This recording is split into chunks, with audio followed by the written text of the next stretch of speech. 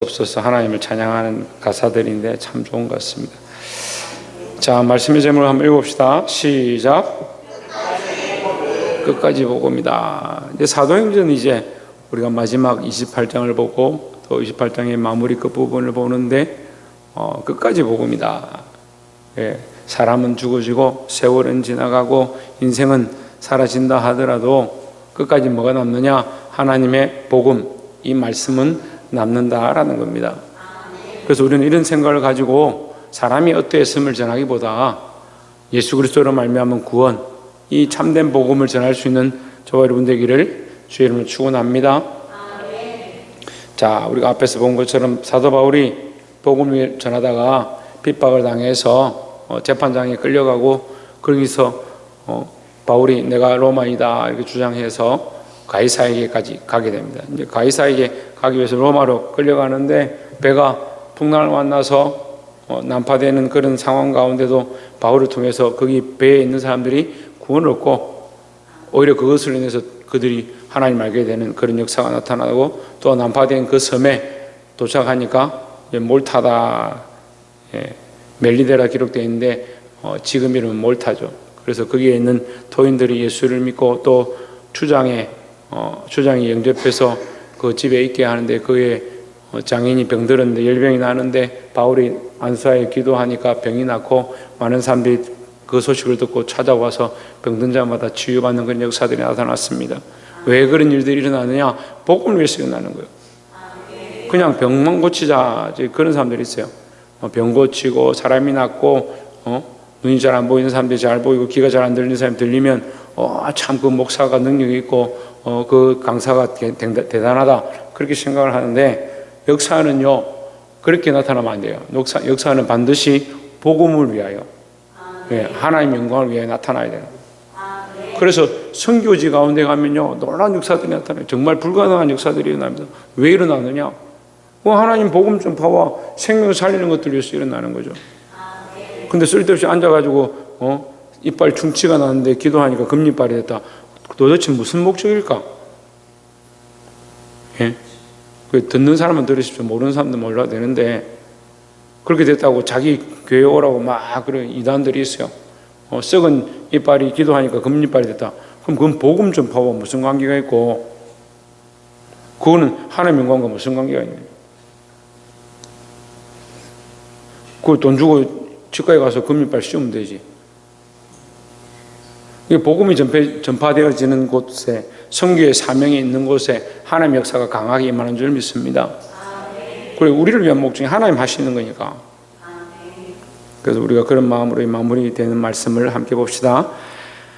사도행전 28장 11절에 석 달 후에 그 섬에서 겨울을 난 알렉산드리아 배를 타고 떠나니 그 배의 머리 장식은 디오스쿠르라. 그 섬에 있다가 어디 섬에? 멜리데라는 섬에 있다가 몰타죠. 몰타 섬에 있다가 석 달을 기다리니까 지나가는 배가 있어서 그 배를 소식해서 불러가지고 타고 로마로 출발했습니다. 12절에 수라구사에 대고 사흘을 있다가 13절 거기서 둘러가서 레기온에 이르러 하루를 지내는 남풍이 일어나므로 이튿날 보디올에 이르러 14절 거기서 형제들을 만나 그들의 청함을 받아 이래를 함께 머무니라. 그래서 우리는 이와 같이 로마로 가니라.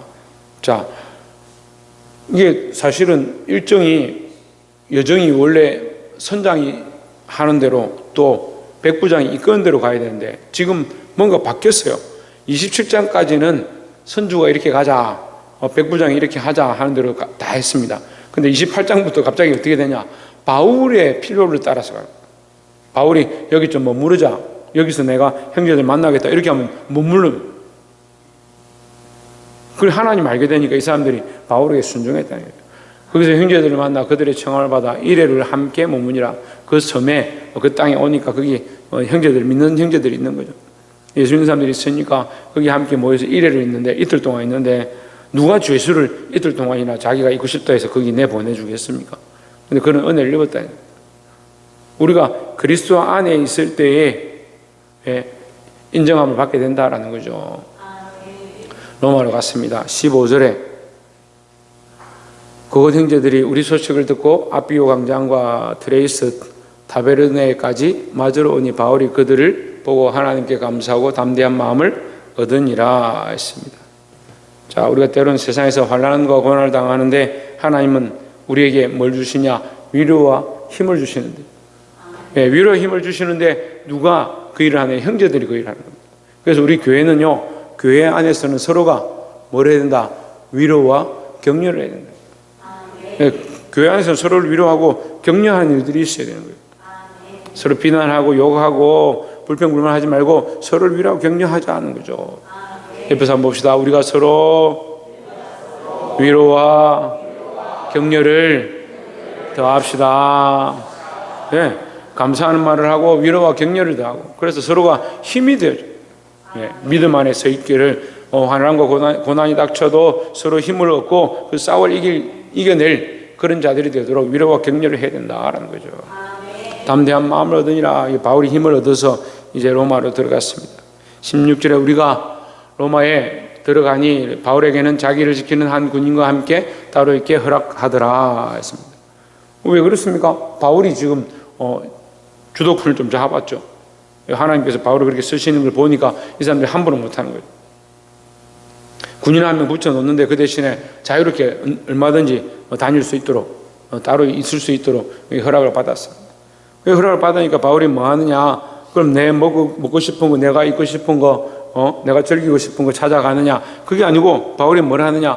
어떻게 하면 지금 복음을 전할 것인가? 왜? 바울은 죽어도 지금 복음 전하는 거, 여기 로마까지 온 것도 가이사에게 복음 전하고 난 죽겠다, 그런 각오라고 틈만 나면 복음을 전하는 거죠. 근데 사람들은 보통 사람들은 어때요? 틈만 나면 내가 어떻게 좀 편하게 할까? 틈만 나면 나는 내 입장은 어떨까? 내 상황은 어떨까? 자기만 생각하는 거예요. 그 인간이 원래 그렇지만, 여러분, 믿음을 얻고 예수 그리스도를 알고 은혜를 알면요, 내 입장보다 주와 복음을 위한 생각들로 바꾸시기를 소망합니다. 17절에 사울의 바울이 유다인 중에 높은 사람들을 청하여, 유대인 중에 높은 관리들이 있는 사람들이 있으면 그 사람 다 불러서 뭐 하냐? 한 번에 그들에게 복음 전할 기회를 찾는 거예요. 그들이 모인 후에 이르되, 여러분 형제들아, 내가 이스라엘 백성이나 나는 이스라엘 백성이다, 이스라엘 사람이다. 우리 조상의 관습을 배척한 일이 없는데 예루살렘에서 로마인의 손에 제수로 내준 바 되었으니, 지금 로마인에게 잡혀온 거죠. 제수로 내어줬다. 누가 내줬냐? 하필은 유대인들이 내줬다. 나는 이스라엘 백성인데 이스라엘 백성이 나를 로마인들에게 내줬다. 왜 내줬냐? 나는 그들을 배척한 적이 없는데, 그들 조상도 배척한 적이 없고 성경을 배척한 적도 없는데. 18절에 로마인은 나를 신문하여 죽일 제목이 없으므로 석방하려 하였으나, 19절에 유대인들이 반대하기로 내가 마지 못하여 뭘 반대했어요? 네, 석방하는 걸 반대했어요. 여러분 잘 알고 계시네. 네, 석방하는 걸 반대했어요. 왜? 바울이 자꾸 다니면 예수 믿는 이 파가 자꾸 전파돼서 자기들이 회당에서 돈을 받고 배불리 먹고 잘 살고 사람들한테 인정받는 거, 이게 못할 것 같으니까 자기들이 예수를 십자가에 못 박았거든. 이건 당신들은 왜 예수 십자가에 못 박았냐? 이렇게 하면 곤란해지니까 결국 뭘 생각하는 거예요? 이게 공공의 이익도 아니고 성경도 아니고 하나님의 복음도 아닌데 자기 입장 때문에 이 법을 갖다가 뒤집어 엎어가지고. 그래서 제가 이렇게 목회를 해보니까요, 그런 사람들이 많아요. 법을요, 자기가 원하는 대로 해석해서 자기에게 유리한 쪽을 자꾸 쓰는 거예요. 우리는 그리스도 편에 서야 되고 교회 편에 서야 되고 복음 편에 서야 되는 줄 믿습니다. 그걸 유대인들이 반대했대요. 바울을 놔주지 마라, 죽여라. 죽이려고 하니까 바울이 지금 내가 뭐라고 했냐? 가이사에게 상소했대. 나는 가이사에게 가서 재판을 받겠다.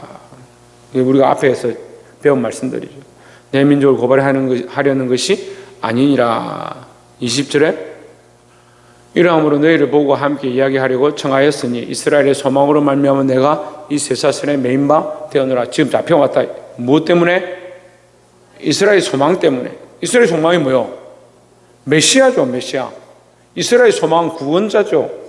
내가 이 구원자 대신 예수님 때문에 잡혀왔다, 이 얘기를 하는 거예요. 그런데 여기 예수님이라 왜 말을 하지 않느냐? 지금 이 사람들은 예수님을 모르거든요. 그렇지만 그들은 메시아를 기다리고 있죠. 우리는 지금 믿음으로 예수는 그리스도시고 예수는 메시아인 줄 알지만 이때 당시 유대인들은 메시아가 누군지를 알지 못하는 거예요. 그러니까 그들에게 예수 그리스도를 전하려고 이렇게 힌트를 던지는 거예요. 이스라엘 소망 때문에 너희들이 바라는 그 메시아 때문에 내가 여기 지금 잡혀와 있다. 이렇게 얘기하는 거예요. 그럼 어떻게 하겠어요, 사람들이? 사람들이 뭐라고 하겠어요? 이스라엘 소망이 뭐냐? 이렇게 묻겠죠. 그 소망이 어디 있느냐? 이렇게 묻겠죠. 그 메시아가 어디 있느냐? 이렇게 묻겠죠. 그럼 바울이 얘기하겠죠. 우리 이스라엘의 소망은 예수 그리스도다. 이렇게 얘기하겠죠. 이게 이끌어가는 거예요. 21절에 저희가 이르되 우리가 유대에서 내게 대한 편지를 받은 일이 없고 또 형제 중 누가 와서 내게 대하여 좋지 못한 것을 전하든지 이야기한 일도 없느니라. 아직 너에 대해서 아무것도 모른다 이 말이죠. 22절에 이에 우리가 너의 사상이 어떠한가를 듣고자 하니 너의 사상, 너희는 누굽니까? 너는 누구요? 바울이죠. 바울, 네가 왜 여기 잡혀왔는지, 네가 뭘 얘기하고 있는지, 네가 말하는 이스라엘의 소망이 뭔지 한번 들어보자. 이파에 대하여서는 어디서든지 이파는 예수 그리스도를 전하는 복음, 예수파죠, 예수파. 예수 그리스도의 복음에 대하여 전하는 자들은 어디서든지 반대를 받는 줄 알기 때문이라 하더라 했습니다. 어디서든 뭐가 있다고요? 핍박이 있다. 복음이 전해지는 곳에 뭐가 있다? 핍박이 있다는 거죠. 그러니까 복음 전하면 안 되겠죠? 그렇죠. 복음을 전해서 핍박받는 게 당연한 거예요. 그래서 핍박이 있고 환란이 있어도 뭐하라? 복음 전하기를 힘쓰라는 거죠. 23절에 저희가 날짜를 정하고 그가 유숙하는 집에 많이 오니 바울이 아침부터 저녁까지 강론하여 하나님의 나라를 정언하고, 이게 뭐하고 있습니까? 복음 전하고 있죠. 바울이 죽기 전까지 뭐하냐? 계속해서 복음을 전했다는 거죠. 모세 율법책과 선지자의 말을 가지고 예수에 대하여 권하더라 했습니다. 모세가 말한 거, 율법책에 말한 거, 선지자들이 말한 거, 오시리라 한 그분이 누구냐? 그게 예수 그리스도다. 그것을 권했다는 거예요. 우리가 여러분 교회 안에서 말씀을 전하는데요, 예수 그리스도를 안 전하면 이게 문제예요. 이게 교회가 타락하는 모습인데, 요즘 이 시대에요, 예수 안 전하고 긍정을 전하고, 예수 안 전하고 감사를 전하고, 예수 안 전하고 복을 전하고. 전에 얘기했잖아요. 서울에 제일 큰 교회 중에 하나가 그 목사님이 강대상에 올라서 설교를 하는데 참 잘하더니 마지막에 가서 뭐라고 하냐? 여러분 이 땅에서 복 많이 받으시기 바랍니다. 그게 끝이에요. 그럼 이 땅에 복 받으려고 예수 믿냐는.